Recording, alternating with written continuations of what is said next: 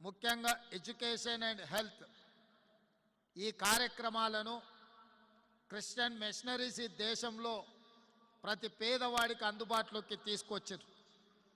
ఈరోజు ఈ దేశంలో ఈ రాష్ట్రంలో అక్షరాస్యత పెరిగింది. నాణ్యమైన విద్య అతి తక్కువ ఫీజులతో నామినల్ ఫీజుతోని ఈరోజు ఈ రాష్ట్రంలో విద్యను అందిస్తున్నది ఎవరు అని ఒకవేళ మనం ప్రశ్నించుకుంటే అవి క్రిస్టియన్ మిషనరీస్ అని చెప్పి నేను ముఖ్యమంత్రిగా అధికారికంగా ఈ వేదిక మీద నుంచి నేను చెప్పదలుచుకున్నా.